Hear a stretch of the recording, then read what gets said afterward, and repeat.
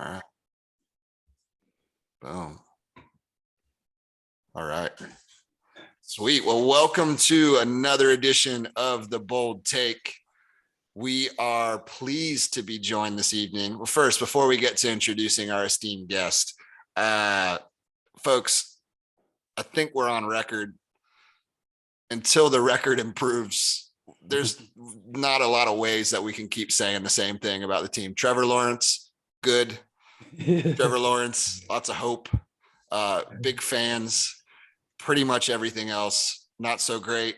So as we have promised, rather than turn this podcast into a full pizza review show every week, we want to start bringing back some guests. So with that in mind, I have been hounding an internet pal of mine for a little while now about coming on, and it seems like the best week to have him on would be this week. So we want to thank Reid of Bills Mafia fame, 26 shirts, and like 3 or 4 other endeavors that he has going on. But Del, welcome to the pod.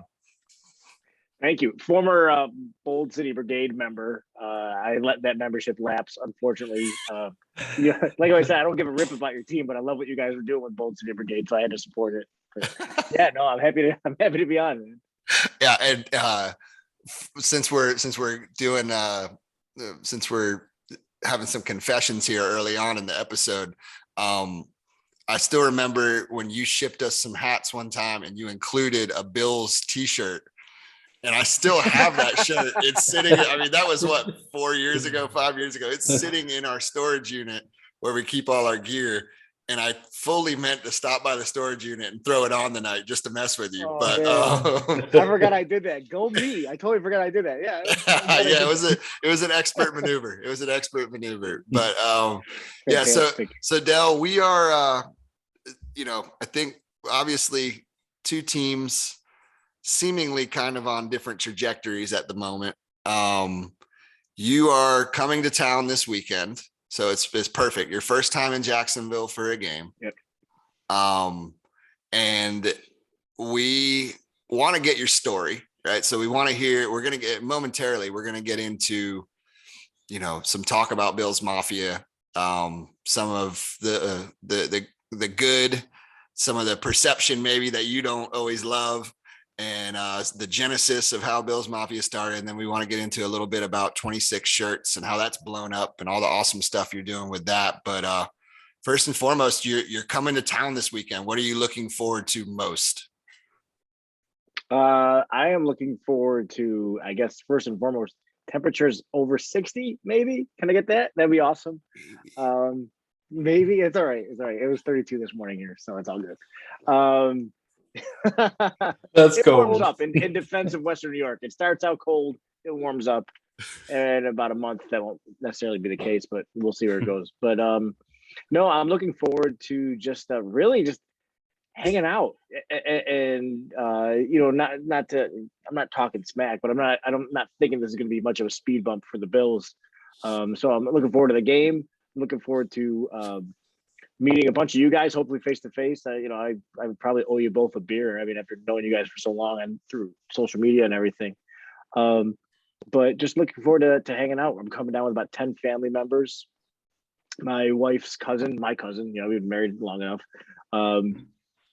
He passed away in May at the age of 41, and he was always coordinating these trips to like other cities. He lived in Atlanta too, but like the family's originally from Buffalo. So he was always coordinating these road trips where people would kind of like these different family members from around the country would meet up.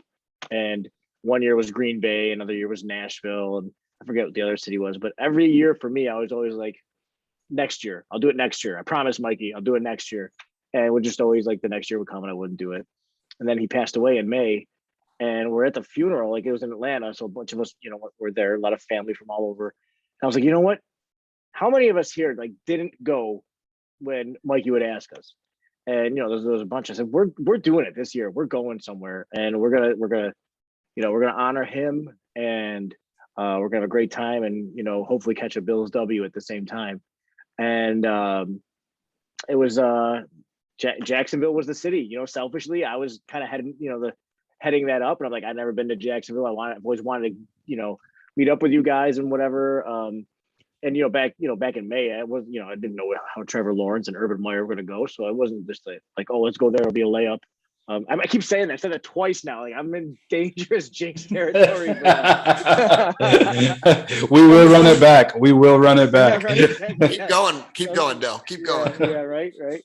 No. So selfishly, I'm saying, hey, let's do Jacksonville. I'll coordinate it all, and so I did that. And we're just going this weekend. We're going to honor Mikey and his legacy and our family, and we're going to support our team and get a little obnoxious, hopefully not too much, but just have fun at the same time. But that's why we're going this weekend. That's what I'm hoping to catch is meet some of you guys, take in the local Jacksonville fair. I don't even know what you guys are known for. We're known for chicken wings and beef on whack. I don't know what Jacksonville's claim to fame is.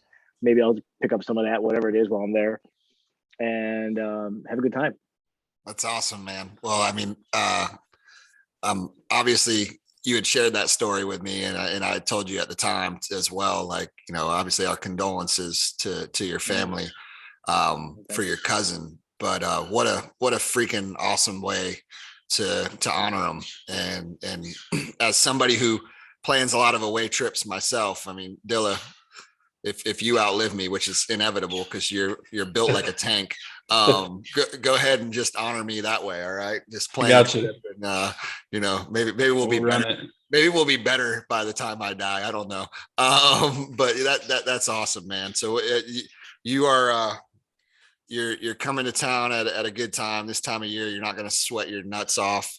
So you've got that going for you. So tell me a little bit, like, how many Bills fans do you think are like, as I've seen some stuff just on social media, it seems like there's a lot. And first of all, let's back up. Every time we play you guys here, there's always a pretty good showing. I mean, there's a ton of transplants in the Southeast from, the greater New York, Western New York area, Buffalo, all around. Diehard fan base. You guys, obviously well documented. You guys have great fans. How many, like, are a lot of people, when they find out that you're going, are you now seeing a lot of other folks from up in Buffalo that are making the trip down? Well, I don't know if I'm the catalyst for any of that, but I know that the fan. I booked this through a fan group called Fans of Buffalo. He's doing he's arranging all these different away game trips, and so I booked it through him. I'm pretty sure he sold out all his tickets, so I don't know how many tickets he had, but whatever his number was, they all sold. But I'm not sure how many that is, but I knew that there was not a great showing. I'll own it, even though I wasn't there, but they're my people. I know there wasn't a great showing for Bills fans following that playoff game. There was a lot of upset Jags fans, like, in my mentions. I'm like, I was in Buffalo freezing my butt off. I wasn't even down there.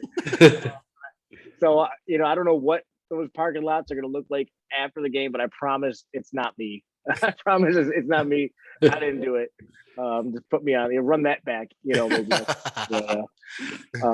Until we see the videos of you like bombing from an RV and hitting the table. That'll be the first time ever. That'll be the first time. Yeah, exactly. That'll be the first time I do that.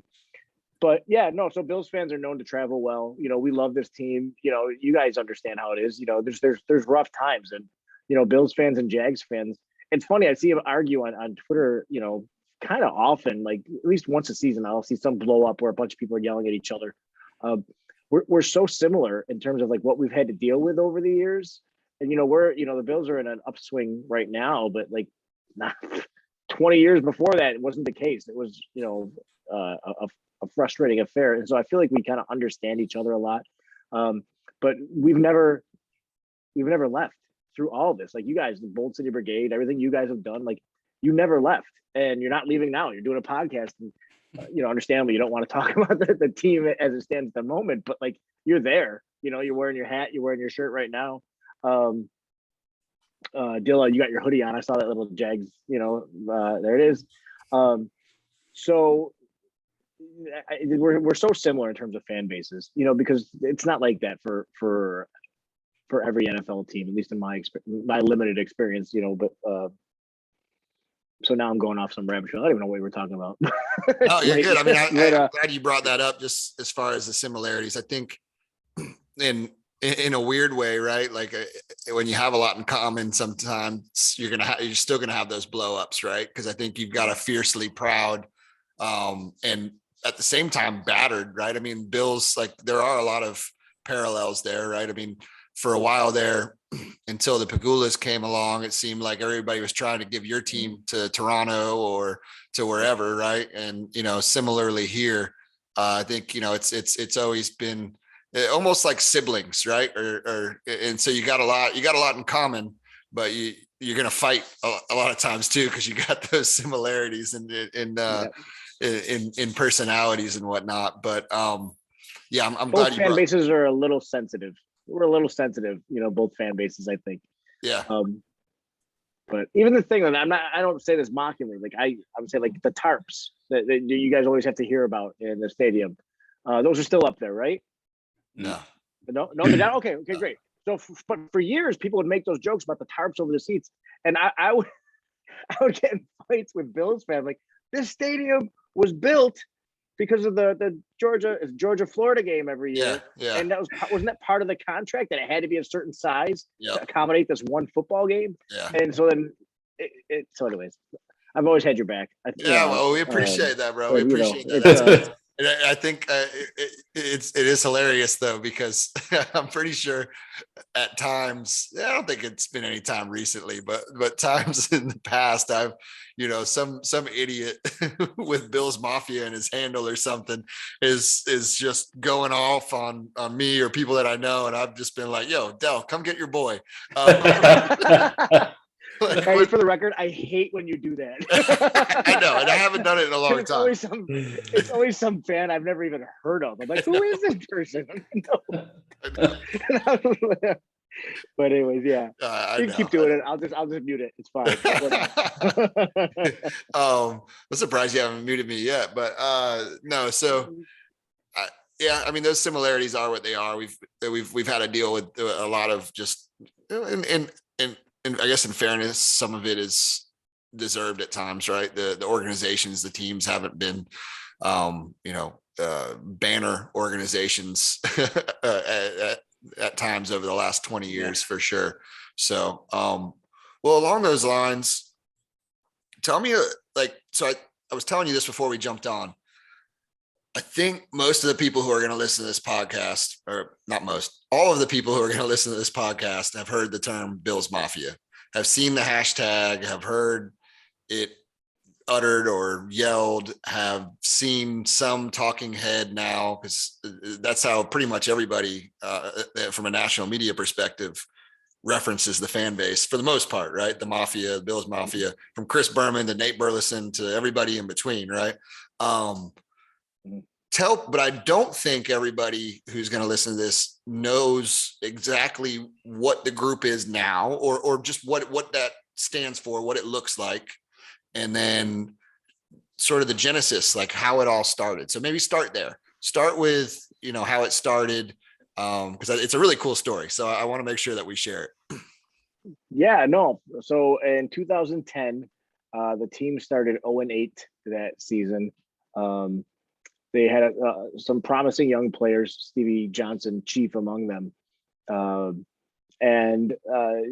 Like I mentioned before, like we never have given up on this team. It was the first year under Coach Chan Gailey. So, you're willing to take some lumps as a fan, like through these losses, just because, all right, maybe they're building something, they're working towards something. So they start the season 0-8. They ended up finishing the second half of that season 4-4, effectively taking themselves out of the Cam Newton sweepstakes, but that's fine. I've never been a big fan of the whole idea of tanking or whatever, but I say that I'm looking speak for yourself. Sabres play. Fair enough. I say that, and I'm looking forward to watching the Sabres in about a half hour. They're playing Seattle, and they just traded Jack Eichel, who they tanked for in 2014, and that went well. But anyway, so uh, 2010. Hey, that's your hockey talk on the podcast for right now. That's it. That's it. No more hockey talk. That's it. Yeah, it's not big in Jacksonville, not a big hockey contingent. I respect that. I get it. So in 2010, Stevie Johnson, he had just the week prior had 3 touchdowns in a comeback win over Cincinnati. I was actually at that game. I don't go to many away games, like Cincinnati once, the Jets once, and now Jacksonville. So this is my 3rd time this weekend. But Stevie Johnson scores 3 touchdowns, comeback win. It was awesome. The next week they're playing the Steelers, and 2010 Steelers, pretty good football team. They didn't take the Bills seriously that day because the Bills pushed them to overtime, and ended up Ryan Fitzpatrick throws a bomb to Stevie Johnson, lands right in his hands in the end zone in overtime, and he drops the ball. The Steelers go on to get the ball back and kick a field goal, and that's all she wrote. So that night, Stevie Johnson goes on Twitter and, basically, I don't know if he blamed God, but he certainly questioned God in his tweet. And this is back in 2010, where whenever something happened on Twitter, it was kind of happening for the first time, because Twitter was still a new medium. And so his tweet kind of made the rounds through sports media and just like national media. The example I always use is they talked about it on The View the next day. It was Whoopi Goldberg and whoever else on there. So it really, and the 2010 Bills were not really much of a national story, like on any front. So this was something that was kind of weird. So anyway, so Stevie Johnson is obviously he's feeling pretty down about it. And Bills fans, it's a real college team atmosphere, college town atmosphere in Buffalo. We're basically rallying around Stevie and saying, "Hey, keep your head up. You're a promising young receiver. We know you're going to be awesome for us." And the next day, Adam Schefter ends up retweeting his tweet, Stevie's tweet from the night before. And Adam Schefter, he's the one who all information in the NFL flows through Adam Schefter. And Twitter worked a little differently back then. So nowadays, if you follow somebody and they retweet a tweet, and then somebody else you follow retweets it, you don't see that retweet. But back then, you would see if a tweet got retweeted, you'd see it 100 times if 100 people retweeted it. So nothing ever got hidden back then in terms of sharing and stuff. So a bunch of Bills fans, they see Adam Schefter at 4:00 the next day retweeting this Stevie Johnson God tweet, and so we started making fun of him. And one of my Bills Mafia co-founders, Breon, came up with this hashtag called Schefter Breaking News. And we just started throwing everything at Adam Schefter in terms of, stuff that happened, last year, stuff that happened 10 years ago. I think one of my tweets was, what did I say? President Lincoln shot in Ford Theater, famous actor, prime suspect, hashtag Schefter Breaking News. And we're all trying to outdo each other. Someone went with hashtag man discovers fire or something like that, and then that was it. They kind of ruined it. I can't beat that. You went back as far as you can go. But so anyways, the next day, I realized that we realized, a bunch of us, Adam actually blocked all of us. So to my knowledge, that was the first time I was ever blocked by anybody on Twitter. And it just seemed and I always say, and I promise, you think none of us, at least that I saw, none of us were being nasty. We weren't calling him an a-hole. We weren't dropping F-bombs in his mentions. We were just teasing him. Right. And so it just seemed like a really big overreaction for him to block us like that. So fast forward now to the next offseason, we're in the middle of the lockout. But so the draft was really the only news we had, other than quotes from Roger Goodell and D. Smith, from the Players Association. There was nothing football. And so the draft is coming up. And I remember tweeting follow, remember follow Fridays? You would do that on Hashtag Fridays. You'd FF. recommend hashtag FF, and you would recommend people that you follow to people that follow you. And so I basically did a hashtag FF tweet for all of us that got blocked. And I said, follow the Bills Mafia. And it was just a one-off joke. And that was just it, and people were laughing at it. And it kind of stuck a little bit in our little friend group on Twitter. And I swear back then, I think I knew every single Bills fan on Twitter because it was so long ago. Seriously, there were not a lot of people on Twitter. Like, Yeah. it wasn't until like 2009, I think, that they even started talking about sports on there. So it was just a joke that kept getting, brought back up and, mentions and stuff like that. And then over the months ahead, and then lockout ends and players are returning for camp, showing up for camp and everything. And Nick Barnett ends up seeing that, hashtag Bills Mafia and starts to use it. He says, I like that. That's cool, or LOL or whatever. And then so he started using it. And then other players started joining in, and Aaron Williams, Stevie Johnson, Fred Jackson, like all these players that were, at the forefront, for the team at the time, started using the term Bills Mafia. And so Breon, the one who came up with the Schefter breaking news hashtag, sends me a DM. It's like, hey, this Bills Mafia thing is kind of happening. Like, should we do something? So we had some ideas and decided to start selling some t-shirts. Back then, I didn't know a whole lot about intellectual property. I mean, I knew about it, but I started making Bills Mafia and the Twitter bird on it and everything. And no harm, no foul. It was fine. But started selling shirts. And then after a couple of weeks, people started asking, like, so is this Bills Mafia thing just about selling t-shirts? And dude, we were having so much fun. Like, we're talking to all these different people. Now we're discovering all these people that like were joining Twitter or just our network on was just growing. It's like, no, it's not about t-shirts. Like we're at that point we were using Cafe Press. You remember Cafe Press? Mm-hmm. Mm-hmm. You can just like upload your own pictures and they send a crappy printout or whatever on the shirts for you. And so we were just doing it through there, and none of us, we hadn't taken a cent out of the account, and we were probably making like a couple bucks a shirt anyways. But so I said, no, it's not about t-shirts. We're just having fun, like meeting all these other fans. We're having tailgates and meeting each other. It was awesome. And so I was working at Roswell Park at the time, which is a local cancer hospital here in Buffalo, doing web development. And 2 floors above my office was the development, was the fundraising department. And so I go up there and I'm trying to explain to this poor lady, talking about mafia and tweets and t-shirts, and she's like, "What?" She was just getting lost. I said, "Can I just write you checks?" And she's like, "Yeah, sure. We'll always take money." So put out an announcement that said, going forward, all Bills Mafia merchandise and events will benefit Roswell Park, specifically like the pediatric cancer unit.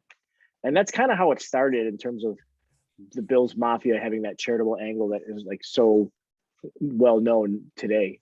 And it's just continued to grow and grow. And we were doing, like I said, annual tailgates, and just whenever something would happen, I'd put together like maybe a Bills Mafia cell phone case, or just like these random things that I could think of just to raise money for somebody who needed it. And that brings me up to right around the 26 shirts thing, but I'll pause because I've been talking for a long time. That kind of covers the Bills Mafia part. You're good. And so, I mean, I think the question that, or what I always like about Bills Mafia is, it's such a funny kind of origin story with it, right? And how it all came together. And like you said, how you guys were sort of just piecing it together, figuring it out as you went. I think some people see it and they think that it's kind of like our group, like Bold City Brigade, where we're selling memberships and things like that, but it's not like that, right? I mean, it's a mantra. It's just a massive part of the fan base, and basically anybody who is a fan and wants to adopt Bills Mafia is Bills Mafia, or is a part of it, right? I mean, is that? Yeah. That's what we've always said, that people say, how do I join Bills Mafia? Like, well, if you love the team and you're not offended by the name, then you're in it, But it's funny now because the Bills actually trademarked the term Bills Mafia. And I worked with them through that whole process last year. But it's everybody like claims that name now, and media, the team, players, like all fans. And what's funny is back then we used to get dragged by other Bills fans on Twitter because they used to call it Burles Murphia, and they would there was one prominent tailgate group that's well known here in Buffalo that they used to call us Bills Nerdia, and now they use the term and they claim it and whatever, so it's all good. But yeah, so we were definitely a segment of fans, and it may be a little corny sometimes, but we're a different segment of fans. But it just continued to grow and snowball to the point where no Bills fan, to even the team itself, couldn't deny it anymore. It just became just so incredibly well known, and what it stood for in terms of backing the team all the time. Like, and people would always say, "Oh, this only," because in 2011 the team started 5-2. Which was like winning the Super Bowl back then for us. and, they started 5-2, and I remember a lot of people saying, like, just because the team is doing well, and now everybody's coming out of the woodwork saying, "Yo, we've been here," and this whole thing started when the team was 0-8, like, or whatever, or it came out of a season that finished 4-12, like, get lost. Yeah. So it's always been about backing the team, supporting the team, the players. And supporting fellow fans too. That's just always been part of the DNA since the jump. I think that because we were a segment of fans that were often teased on Twitter, I think that they kind of, like, that group back then, I think it kind of bound us together a little bit, and we'd say, "Hey, you're Bills Mafia, I'll look out for you, you need something." So that, as it continued to grow, that bond never went away, just more people joined in on it. Yeah, it's funny. So you talking through that right there really reminded, like, there's another parallel, I think, between our group and y'all, in the sense of y'all. You like that? I use that. You don't hear that too much up in Buffalo, I don't think. Do you? You hear a lot of y'alls? No. Yeah. I said y'all today in conversation. I was like, why did I say that? You're just getting ready, bro. You're just getting ready for being down here. No, I think another parallel to the whole Bills Mafia thing, just hearing you tell it in that fashion there, is DTWD with us, because early on that was something that was, it's in the crest of our group. Like, for Bold City Brigade, like, on the crest it says Duval till we die, and we then shortened that up to a hashtag, right? DTWD. And if you go on, it still just absolutely blows me away. If you go on any social media forum right now, any type of social media, any platform, and you search hashtag DTWD, it's just tons of people who don't know me, who I don't know, and many of which have zero clue that came from my brain, right? That came from, like, our group. And I will have people, this is the most hilarious part, is I'll have people, like, yelling at me on Twitter for some take that I have or some tweet that I fire off, and they're like, "You're an idiot, man. Like, I can't, you're like, that's so stupid, blah, blah, blah." Like, and, like, just sometimes sending me multiple tweets telling me I'm an idiot or that I'm wrong. And then I'll click on their profile and I'm like, what is this guy about?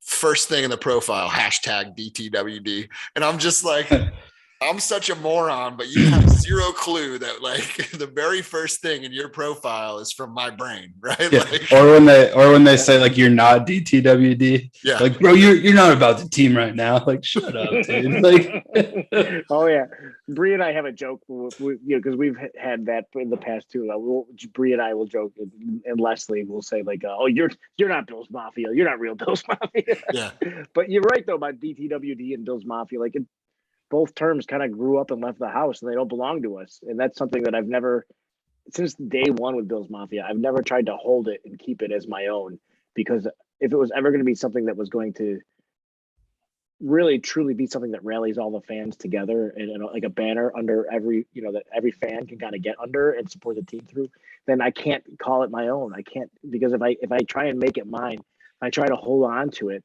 then it's never really truly belonging to everyone. yeah. And so that's always been my perspective with that. So hard question then, as a follow up there, and I know some of it you may not want to get into all the details, but so I'll frame it this way. So how did it make you guys feel when you found out the Bills were trying to trademark that, rightfully or wrongfully or whatever? Like, how did you feel when you found that out? Well, before it was like, because somebody saw that the Bills had applied for the trademark and tweeted about it, and that's when everybody found out that the Bills were doing that. Bills had already reached out to me before that. So, I mean, I wasn't going to share it, knowing that there are certain things that are going on. And like, I wasn't really at liberty to start like, guys, I just got to this meeting with the team and they're doing this. Like, cause it was such a friendly meeting. And, even now I have a good relationship with the team. One thing that most people don't understand, and like some people were making fun of me, like for never trademarking Bills Mafia. It's like, dude, it has the term Bills in it. Like you can't trademark something. You can't like, I always say you can't trademark McDonald's fans. You can't trademark, I'll use a Florida reference, Publix dudes. You can't, you can't like, you can't do anything like that. So the fact that it was Bills Mafia, it was a joke. We weren't trying to build a fan movement. We weren't trying to create a brand. It all just kind of happened accidentally. And I think that's why it took off, is because it wasn't deliberate. We didn't build it in a lab. Anyway, so back to the team, they reached out to me. I knew that was coming. They were gracious to us through the whole process. They continue to be gracious to us. And I have like I said, I have a really good relationship with the team. As you know, the Pagulas own the Bills and the Sabres. Sorry, bringing up hockey again. And this isn't going live, right? This will be out tomorrow or whenever, right? Tomorrow, yeah. Yeah. So I can announce it because it's happening at midnight. Like, we're actually like 26 Shirts is actually releasing a shirt tonight at midnight in partnership with the Sabres. So, NHL licensing is completely different than NFL licensing. And so they said, like, listen, we can never really work with you guys on a football related design, but hockey is a completely different animal. So if you want to do something like that, like, let's talk. And so we talked, and that's coming out at midnight. So we're really excited about that. Like I said, the team has been great to me. Been great to Bree and Leslie and everything. So we really can't complain in any way, shape, or form. And yeah, and we always wanted Bills Mafia to be the name of the fan base, and this is what it looks like. The team would have to be involved, you would think, if that was ever going to happen. Yeah. And they, and they're it's a business. Like, make no mistake, they're and the NFL, we all know, is a business. So, there's certain things that they're going to do and there's certain things that they're not going to do. But within that framework, like I said, they've been great to us. That's good. That's good. Yeah. It's plus I played, the Bills are like, I don't want weirdness with the Bills, man. That's my team. It's been like a big pillar in my life, like forever. So like, I don't want there to be weirdness. And, I'm kind of well known in the Buffalo public space, and they don't want weirdness with me. So we figured it out. Yeah. Yeah, that's good. I'd like to say that I don't want weirdness with our team and our org. We've had. Too late. I'm still. I think I'm still good with most people down there. It's just there's been a lot, man. We deal with all the London stuff, which somebody from my position, I guess, and what, for better or worse, what that position represents, like, and then just take that out of it, just my personal opinions, right? I mean, it's hard to be on board with that as fully as maybe, they would probably want me to be, right? So we've certainly, they've made comments about viability and fan base and stuff like that has frustrated me and us and a lot of the people in our group that I guess, I represent in a lot of ways. So, but yeah, overall still have friends down there. And it's funny you mentioned the licensing, because you and I can chat about this offline, but wouldn't it be a beautiful thing if NFL licensing was more like MLB or NHL or some of these, like, they're missing out on so much, man. Just basically having, 98% of what they produce be fanatics. And it's just to be able to work with people like us or people like you guys. And it would open it up in so many ways to be able to just make a lot more cool shit. For a really technical term, right? Like, so yeah. I don't know, but and I've got a lot of thoughts and ideas behind all of that, but most of the people listening to this don't really care to hear you and I nerd out about that. Yeah. So, well, the NFL's they're doing okay. They're doing all right. Yeah, they are. But I mean, it also doesn't mean that Just because most of us are total marks and will buy anything doesn't mean that it's that it's right or that it's great either, So Guilty as charged, though. Guilty as charged. Then. yeah. So well, let's thank you for sharing all that about Bill's Mafia, because once again, I don't think everybody knows everything that you just shared with that, right? So hopefully those that are tuning in are going to say, oh wow, okay, that's pretty cool, I didn't know that. That's what I just did, so I'm sure they will too. Awesome. Tell Awesome. us. You are So test case. let's make Dilla say, wow, cool, that's really cool again.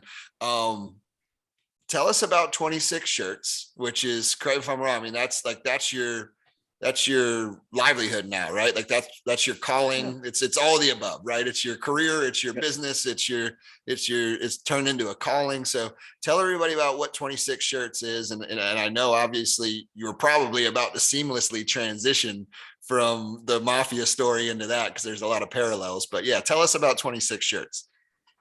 Yeah. So, okay. So fast forward now, that all kind of what I was just talking about, all started off in 2011. Now we're in 2013. And one thing we did, we had a Twitter account called the Bills Mafia that Stevie Johnson actually said, you guys should make your own Twitter account instead of just having your own, And so we did. And then he basically tweeted like, you're not a Bills fan if you don't follow this account. And so we've had this account now for years. Over, I don't even know how many there's. It's six figures in terms of the number of followers, but it all started because Stevie Johnson pushed the snowball down the hill. But so we had this big audience for that one specific account. So people would always reach out and say, hey, can you share this? Can you retweet this? And we've never made any money off of that Twitter account. And so I would say, well, if I'm not making money off this, you're not making money off this. So what are you asking me to promote? Because a lot of times hey, my car dealership, blah, blah, blah. I'm like, no.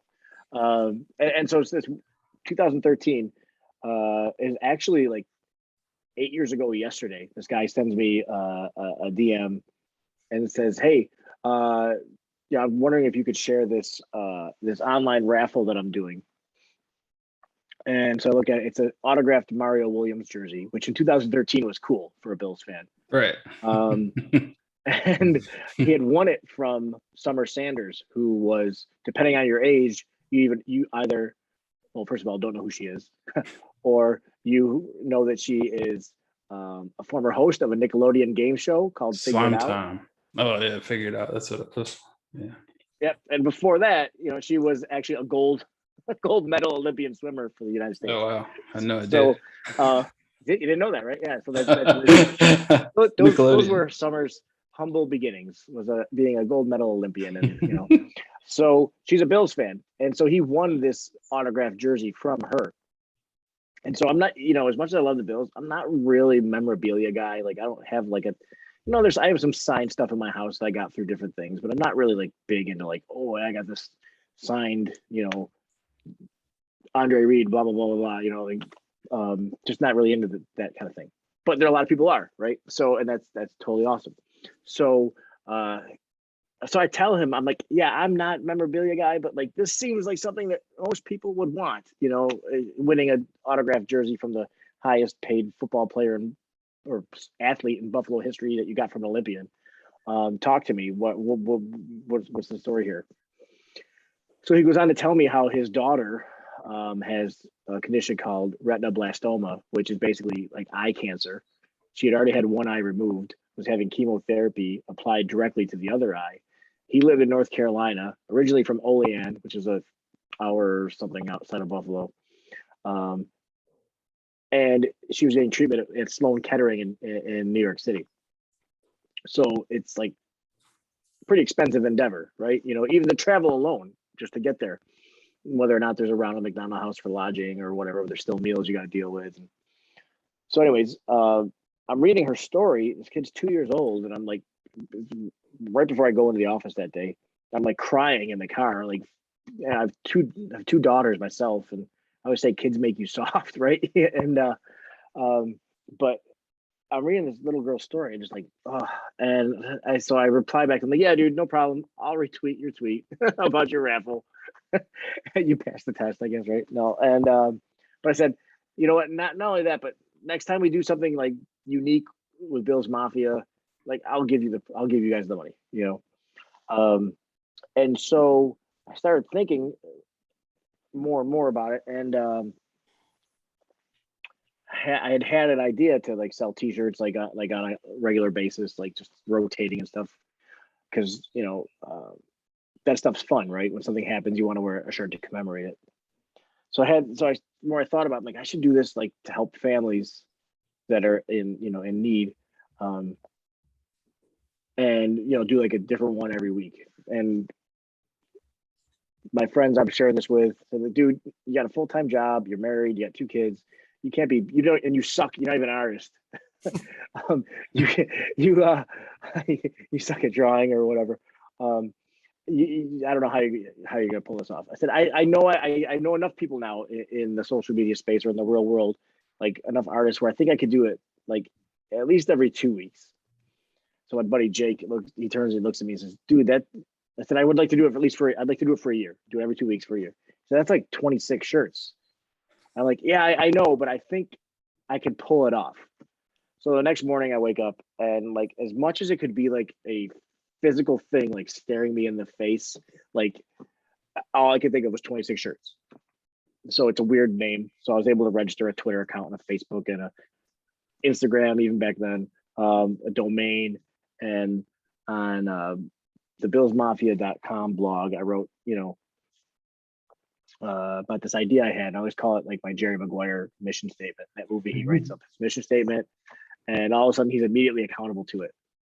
I didn't get fired from my job like Jerry Maguire did, but immediately people are just like emailing me and direct messaging me like, hey, I'm an artist, or hey, I could use help, or hey, I'm gonna buy every shirt you put out. And the news reached out and said, hey, we want to talk to you about this idea. So it just really spun out of, or not out, I wouldn't say out of control, but it blew up quickly. Partnered with a local T-shirt company to produce the shirts. I was just gonna use like Teespring or something, but like when the shirt company reached out to me and put that together. And so, like, fast forward to like that Saturday, a few days later, I had talked to a couple different artists, but I didn't have any artwork yet. But it's sometimes like you just know something's going to happen. You just know it's going to come together.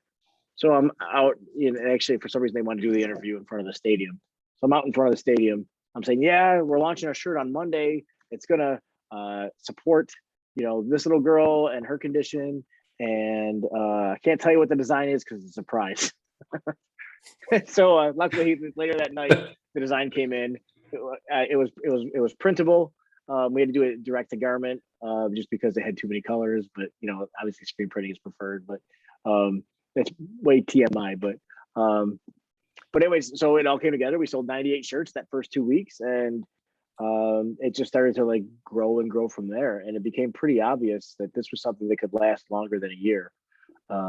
Just the amount of people that were asking for help. And, there was a couple tricky times where, it was hard to find an artist or hard to get artwork, but we always had it in time. And so we did it for a second volume. And during that second volume, I ended up getting laid off from Roswell. And Dan, who owned the shirt company, said, it was a union job, so I could have posted for another position. It would have been a little rocky, but I could have done it. He said, don't post for the position. Come and join me here. Because when I say it was a shirt company, it was like a boutique shirt company that, he owned another business. We both would work at nights or on the weekends or whatever. I wasn't making any money off it. I just really wanted to help people, and I really love T-shirts, and so that was enough for me. And he says, hey, I'm going to make you a 50% owner in this business, because at that point, 26 shirts had taken over everything the company was doing. And, let's do it. So with my wife's permission, because we're a team, I can't just be like, hey, I'm going to pivot this career and sell T-shirts now. We decided to give it a year and see what would happen. And because that's what Roswell gave me. They gave me like a year's health insurance. And within 6 months, I had to hire somebody because the idea just needed somebody full time to look after it. Bills fans, not only are we merch hungry, but we have big hearts. I know we're known for like jumping through tables and acting crazy before games, probably after games, but really, like, Buffalo's called the city of good neighbors because we are a really giving people. If you live in Buffalo, it's because you grew up in Buffalo. Most people don't move to Buffalo. So like this is a really tight knit community that we have here. So like I said, Bills fans just love merch, love the help, and the 26 shirts is just a great brand to kind of accent that, So now fast forward, it's 2021. We just started our 10th volume, because last year we moved to doing it every week instead of every 2 weeks, because I got frustrated that we weren't helping people fast enough. The wait list kept growing. So now we do a 2-week campaign every week, so they kind of overlap. Back in December, we passed $1 million raised. We're now at 1.2 something million dollars. That's crazy. That's amazing. It's crazy. I can't take credit for it, because I didn't buy all those shirts. I feel you. I didn't design them, like a lot of them. I did a couple. I was able to, even though I suck, I was able to get a couple in there myself. But it really is just a testament to the community in general that we've been able to pull this off and continue to pull it off. So we just want to, and it's not all just, designs on the Bills. We, like I mentioned earlier, we do hockey stuff. We do stuff just about the city in general. It's really just about our love for our community, the teams that represent our community, and giving back and supporting that community in the process. I think that's what it's all about. I went on another podcast last week, and the dude asked me, like, when you're a fan of a team that's so bad, like, why do you stick around? And that's what I told him. I was like, the sense of community that you have with the people who you're like in it with, like, these are my people, and like we're about the same cause. When it rolls into like everyday life, it doesn't get really any better than that. Yeah. That's what makes sports so great, honestly. Is that, Bills Mafia, and I'm sure just with Jaguars fans, the same thing. Like, we're all different people, man. We all have different opinions. We all look different. We all, worship differently. Some don't worship. Some, but you know what I mean. Like, we all. Some of us make a lot of money. Some of us don't make much money at all. All different socioeconomic, demographic, as diverse as you can imagine. But we all want to see the Bills beat the Jaguars on Sunday. What an elite spin. And you know what, Del? If this was your podcast, that would be the drop the mic moment. This is not your podcast, Del. So we don't have control over the outcome of that game on Sunday, but we do have control over where this podcast goes from here. No, I respect that. I've got to ask you this, man, because I'm sitting here listening to the story, and I'm blessed to know you a tiny bit, although almost entirely virtually. But I know these stories already, and obviously, they're a part of what make me a fan of you and everything that you guys do. I'm sitting here listening to them for the second, third time, and I gotta. The next question I have to ask you is this. As a guy who grew up loving your team, the Bills, and, grew into someone who loves where you're from and where you still live so much. What is it like to be able to do what you do for a living now? Right. And I mean, so that's question one. Question two, because they're kind of wrapped up in a similar vein. Question two is, what would 15, 16-year-old Del think if he would have known that this is what you'd be doing, at this point in your life? Like, I mean, how surreal is it, man? Dude, it's never not surreal. From the Bills adopting the term Bills Mafia. I mean, like, but even before that, like, the past 10 years, a player gets drafted, the first thing they do is tweet Bills Mafia. A free agent gets signed. It's the first thing they do is sometimes just hashtag Bills Mafia, and that's it. I'm like stammering here. Like, I still can't fathom it. I cannot, it's insane. I take none of this for granted. Like you mentioned with my, my now career. I mean, I thought I was going to be a web developer, sit in a cube for 30 years, retire from my state job, and maybe move to hang out with you guys at least 6 months out of the year. Like, I really thought like I was just on this like linear path, and I was just going to develop websites for 30 years or whatever the technology grew into, and retire an IT guy, and that was it.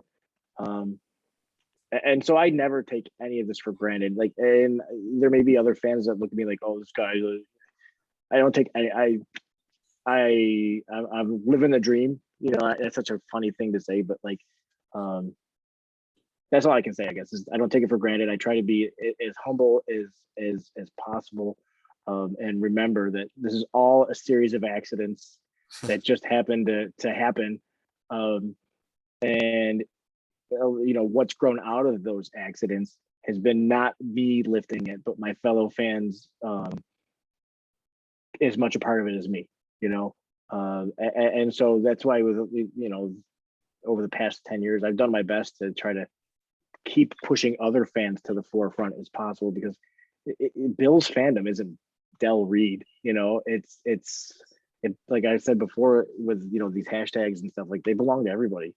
And so I'm incredibly, you know, blessed and lucky and all those words to be able to do this for a living. It's surreal. I can't believe that, like, I'm able to, like, you know, pay my bills and do this. Now, like, I don't live in like the bougiest neighborhood in Western New York. I don't, like, you know, my kids aren't going to private school. I don't drive a, you know, a $50,000 car, but you know, our needs are met, and I get to think about Buffalo and think about its sports teams like all day long. I was gonna do it anyways. Now I don't have to feel guilty about it. Yeah, exactly. I mean, we're all doing that. It's just, you know, our bosses don't know. You know, Dylan and I's bosses don't know. So that's the difference. Now, 15 or 16-year-old me would have been like, "What's an internet?"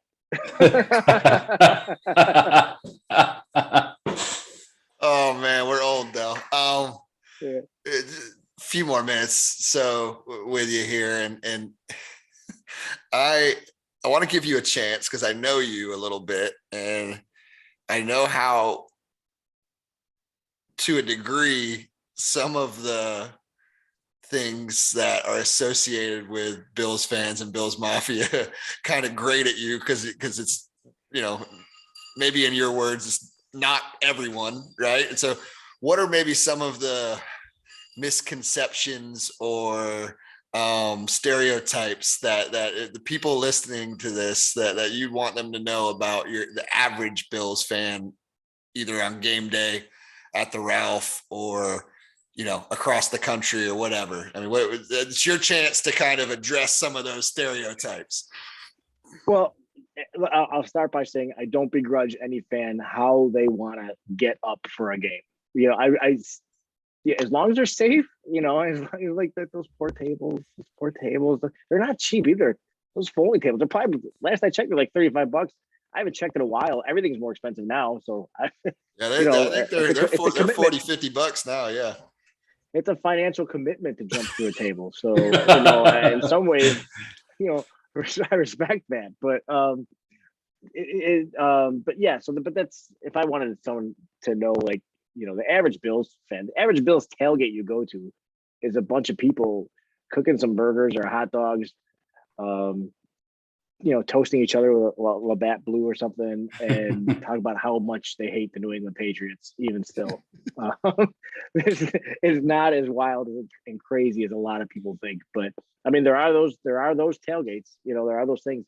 A lot of them happen only in a couple lots, but, you know, social media kind of skews everything. But I think what I would really want fans to know about, though, or other people to know about Bills fans, is that, like, we are, you know, while we all celebrate and get excited and do our own thing, like, we're, as a fan base, we, like I mentioned earlier, like, we really are a giving fan base. We really are a giving people, and we look out for each other. And you know, even people that we don't get along with within the fan base, if they're hurting, we, you know, we'll look out for each other, and support each other through different, you know, efforts and everything. One thing I didn't even mention, one thing with 26 shirts is that what makes us different than other t-shirt companies is that for every shirt we sell, we give a portion back to a local family. I mentioned that with Scott, but, like, Yeah. and I mentioned the dollar amount, but, like, but every single design helps a different family. And so we have this opportunity to kind of, like, lift these families up, and the community can kind of rally around them. And one thing I always try to do is make sure that if the family has a GoFundMe in place, I make sure I link to it from our site. because somebody might read about this family that's hurting and be like, oh, this story sucks. And they look at our shirt and they're like, but that shirt really sucks. So we never want our stuff to get in the way of helping a family, or providing encouragement to a family. But like, so I guess that's a little bit of a rabbit trail, a little self-serving. I apologize, but like, really, that we're not all wild and crazy. We are a little all out of touch with reality when it comes to like, with the team. But like that, maybe that's a football fan thing and not so much a Bills fanhood thing. Word. But most of us are able to walk past a folding table and not feel an ounce of temptation. That's funny. I love that. Well, I don't know where you guys are all tailgating this time, but we got to try and get you over for a moment or a quick beer maybe on Sunday to our tailgate. So you can check out what we do over there and maybe get to know a few other people. But you're coming to Jacksonville, bro, and I know you're coming in. I think you said Saturday, and so I'm a little worried though. So Dylan and I were talking about this beforehand. You're rolling in, and you kind of gave me the itinerary, the rough itinerary, and you're rolling. And this is the thing that always gets me about Bills fans. And I'm not talking any smack here, but they come into town. And it's always like they go to the Bills bar, right? And which I get, support the people who support you. But man, you got like, I feel bad for you because you're coming to Jacksonville and you're going to like the most vanilla part of town where it's like, and you're going to be at a strip mall and you're going to be like, wow, this place sucks. Like I'm never coming back to Jacksonville. I went to the wings shop and over in Mandarin in a strip mall.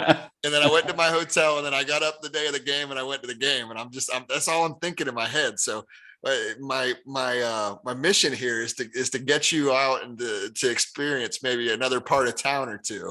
I love that, man. It's a long day Saturday. It's a long day, I do want to, commune with my people, but I'd love to learn a little bit about Jacksonville. And what are you guys known for? Like, do you have like some kind of special dish like Buffalo has chicken wings? Seafood, man. I mean, seafood. Yeah, we got a good seafood. We get a ton of fresh seafood right here, right? I mean, we're obviously on the ocean, but also we've got the St. Johns River, the intercoastal, tons of seafood. So we could recommend some good seafood spots. I don't know if you like seafood.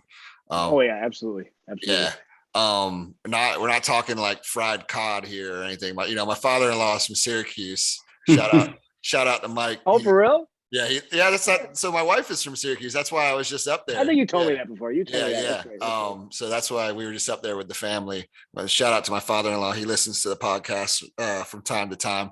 But no, I mean we're talking some shrimp. If anybody in the family likes shrimp, you're not going to get any better shrimp than you'll get here. Big fresh shrimp. We've got it's believe it or not, it's a fairly eclectic culinary scene. So I mean there's a lot of different stuff. Barbecue, definitely some good barbecue. Not far from where I can recommend, like from where you guys are at the hotel. You're staying downtown, right? Yeah, the Hyatt, I think. Yeah. Bearded Pig. Yeah, Bearded Pig's a awesome barbecue stop that's just across the bridge from you there. So yeah, I would say barbecue, seafood. I mean, yeah. You're in a good area. I love shrimp, scallops, all that jazz. So. Yeah, you got it all. Yeah, you can't go wrong if you're about that life. Yep. Yeah. So maybe we'll grab dinner and then we'll go to the Wing It place or whatever it is. But like you get wings all the time, bro. Like, what do you want to go to the wing shop for? Like it's. Oh, I'm with you on that, man. When I go out of town, like there is a part of me. I say I'm with you like that, but then I'll be somewhere out of town and it'll have like, buffalo shrimp or buffalo. I'm like, I tell her with my wife, I'm like, I gotta get it. I gotta see how they messed it up. See how they messed it up, right? What's the best wing spot if people go to Buffalo? Where's Dell's number one wing spot? Well, there's one really close to my house called Mustachios, and I love their wings. But now any Buffalo person that hears that, they're gonna be like, the frig mustache what? Because there's so many establishments that, like, Anchor Bar is known for being the original chicken wing place, and Duff's they do a pretty good job. It's as well. And there's other like Elmo's, Gabriel's Gate. I could rattle off 10 different places because there's some really good ones out there. But there's a new one that's like a mile from my house that part of my take was at a couple months ago called Wingnuts, and I actually like sent like not that he replied back to me, but I actually tweeted at Big Cat. I was like, dude, you were like a mile from my house and you didn't say hi. Like, look back. But because we follow each other on Twitter. I mean, we've had like maybe 2 interactions ever, but like you're like a mile from my house. But you're famous now. Wingnuts is Yeah, right. but Wingnuts is it's a pretty good one too. But that's a little I feel controversial. like you can't go wrong. Right. I've watched some episodes of like YouTube channels or food shows or whatever where they go and they try all the different places in Buffalo. I feel like you can't really go wrong. You're gonna get some good wings. You can, but it's hard. It's hard. You have to work for it. Understood. Well, I don't know. Yeah. It's been forever since I've been to the wing joint that you guys will be at. So I don't know how they hold up, but they might not be up to your standards. But again, man, we got to get you. We'll link up and I'll get you some recommendations or something because we can't have you make your only trip down here and you end up in the strip mall down there at Mandarin and you think this is what Jacksonville is all about. So that the one thing about Jacksonville that you will see though is we're hella spread out. So that's Isn't it like the largest city in the country? Like in terms of like footprint? Yeah, in continental United States, it's the largest like land mass. Yeah. Wow. Yeah. So like you can. That's a sentence you've said many times. I could tell because nobody says like. Did you say lake land mass? Is that what you called it? No, just land mass, like the largest land mass in the continental United States. Yep. Yeah, that's a sentence you said before for sure. Yeah, for sure. It's like it's in the school books here. No, we man, well, Dill, you got anything else, Dell? No, I think that's it. Covered it all. We normally run people through the gauntlet, which is a segment of the show we haven't done a lot lately, but I wanted our time to focus a little bit more about just kind of getting to know you and letting you tell your story. But so may have to have you on again at some point. Just to run through the gauntlet. It's a series of really tough questions. It's like one after the other. So I'm letting you off easy here.